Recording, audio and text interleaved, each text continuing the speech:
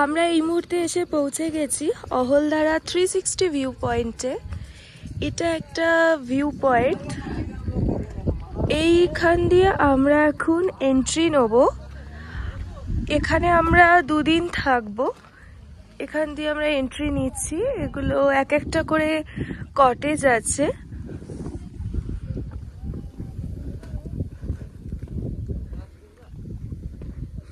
এখান থেকে আপনারা ফোন নাম্বার পেয়ে যাচ্ছেন। Ahaldhara view point homestay. খুব সুন্দর ভিউ রয়েছে এখানে। এই জায়গাটায় বাইরে থেকে অনেকে আসেন, যারা শুধুমাত্র ঘুরে একটু টাইম স্পেন্ড করে আবার চলে যান। এই হচ্ছে ভিউ পয়েন্ট, ভীষণ সুন্দর। কোথায় থাকবো? এইটা রিসেপশন, এইটা রিসেপশন আছে। আর এই কটেজগুলোতে আমরা আজকে থাকবো।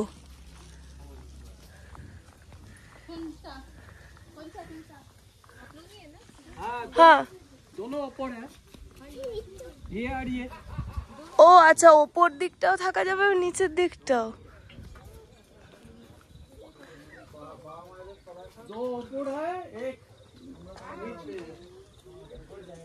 পুরো চা বাগানে, হ্যাঁ, পুরো চা বাগানের মধ্যে আজকে আমরা থাকবো। আজকে না, শুধু আজকাল 2 দিন।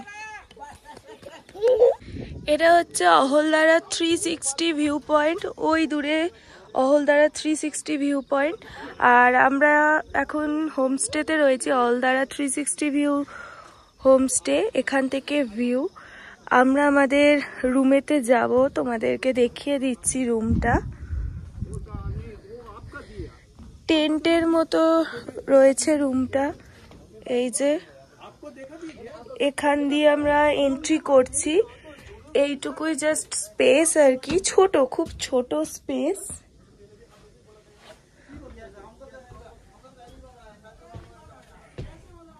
এখানে ওয়াশরুম রয়েছে, এখানে বেসিন আছে, এখানে গিজারেরও ফেসিলিটি আছে। জাস্ট একটা টেন্টে যেভাবে থাকা যায় সেরকমই। খুব একটা স্পেস নয়, ছোট মতো, বাট ভিউটা এখান থেকে খুব সুন্দর।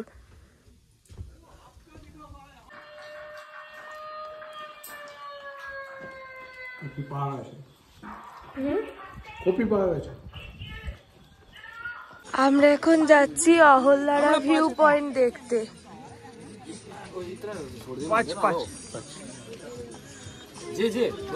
पाँच आदमी इतना आदमी छोड़ना ये तो इधर में ये तो दूसरा उसका लड़का है ना। আমরা যেহেতু এই হোমস্টেতে রয়েছি, তাই জন্য আমাদের ফ্রি হয়ে গেল, নাহলে টিকিট কাটতে হতো এখানে এন্ট্রি করার জন্য।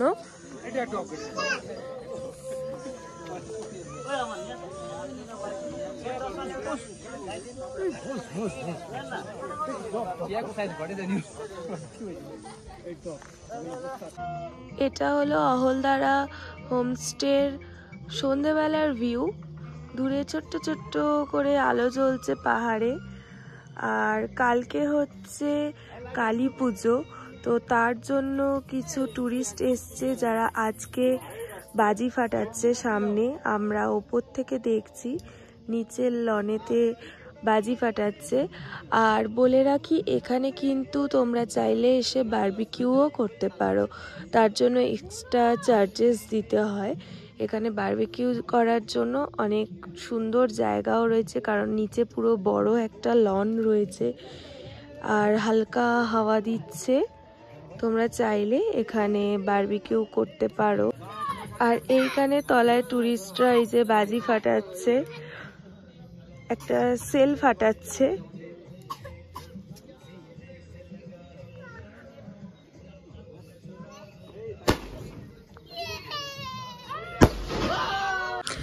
গুড মর্নিং ফ্রম অহলধারা। অনেক প্রতীক্ষার পর দূরে হালকা কাঞ্চনজঙ্ঘা দেখা গেছে। আমাদের গ্লাস হোমস্টে থেকে একদম সোজা এই ভিউটা আমরা পেয়েছি।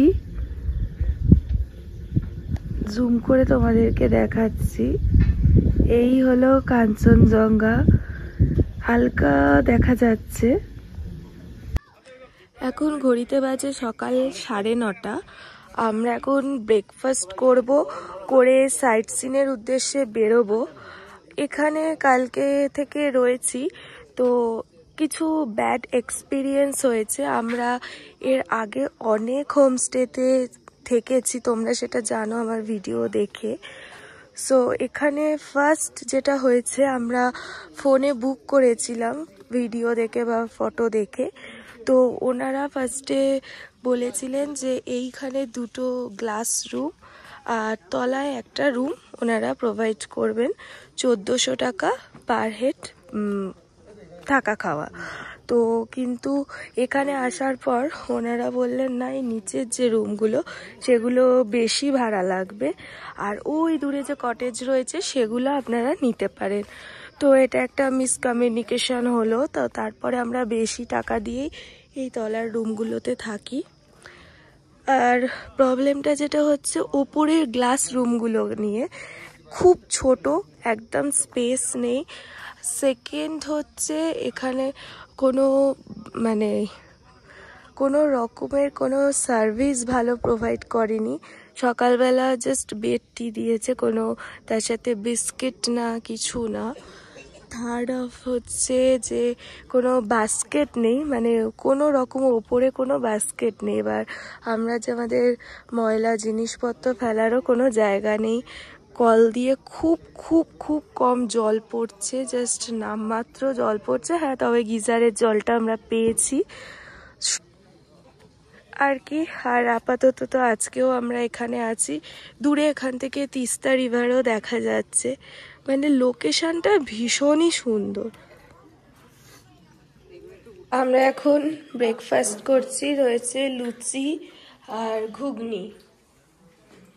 অহলদারাতে আজকে আমাদের লাস্ট ডে, আর এত সুন্দর একটা মর্নিং আমাদের গিফট করেছে। এদিকে সূর্য উঠেছে, এটা আমাদের ব্যালকনি থেকে ভিউ, আর এই দিকে কাঞ্চনজঙ্ঘা। অসাধারণ লাগছে, পুরো রেঞ্জটা প্রায় দেখা যাচ্ছে। আর ওদিকের থেকে সূর্যের আলোটা পড়েছে, দারুণ দারুণ জাস্ট ভিউটা। আমি একটু সাইডে গিয়ে দেখাচ্ছি, এখানে গাছটা পুরো ঢাকা পড়ে যাচ্ছে।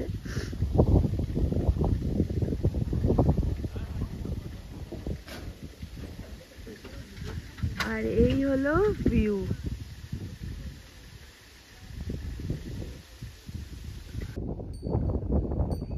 আমরা এখন অহলদারা থেকে বেরিয়ে আমাদের নেক্সট ডেস্টিনেশনের দিকে যাচ্ছি। নেক্সট ডেস্টিনেশনের ভিউ দেখার জন্য আমার চ্যানেলটা সাবস্ক্রাইব করে দিও। ততক্ষণের জন্য টাটা।